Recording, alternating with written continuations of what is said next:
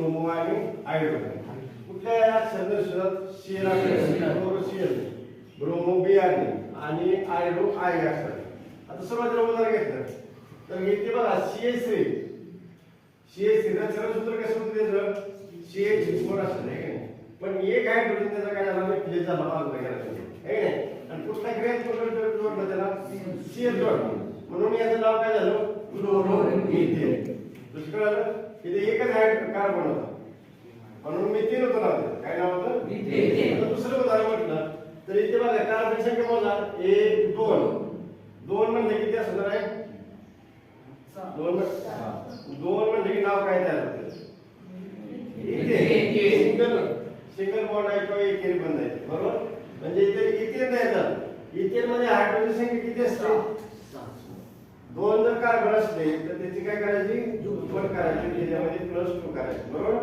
म्हणजे इथे 2 कार्बन होते हायड्रोजन संख्या 6 होती त्यातला एक हायड्रोजन काय झाला निघून गेला आणि कुठला ग्रुप जोडला गेला क्लोरो ग्रुप जोडला म्हणून नाव काय झालं त्याचं क्लोरोइथेन. आता समजा इथे जर बघितलं असतं तुम्ही जर एक हायड्रोजन निघून गेला असता आणखी दुहेरी बंध आला असता तिथे आला असता दुहेरी बंध तर त्या ठिकाणी जर बघितलं इथे काय झालं असतं क्लोरोइथेन झालं असतं. दुहेरी बंध आला की त्यामध्ये काय होतो बेलाडीची लक्षात ठेवा बरोबर. क्लोरोइथेन समजलं. तिसरं बघा दुसरं बघा किती कार्बन संख्या येते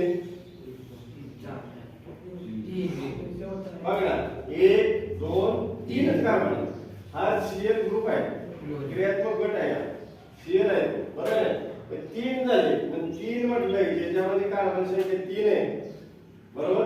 त्याचं नाव काय झालं प्रोपेन नाव बरोबर. हे तुला माहिती आहे सगळे एकेरी बंध आहे म्हणून प्रोपेन झालं. जर समजा एका चुकून दुहेरी बंध असतं तर काय झालं असतं नाव त्याचं व्हॅलिडिटी प्रोपेन नाव काय नाव प्रोपेन. पण इथे सगळे एकेरी बंध आहेत म्हणून या ठिकाणी प्रोपेन नाव झालं इथपर्यंत बरोबर. आता त्याला ग्रुप कुठला जोडलाय CL म्हणजे क्लोरो ग्रुप जोडलाय म्हणून नाव काय झालं क्लोरोप्रोपेन नाव झालं. आता लक्षात शेवटच्या याच्यामध्ये किती कार्बन संख्या आहे 1 2 3 4 कार्बन संख्या. नाव काय झालं ब्युटेन बरोबर.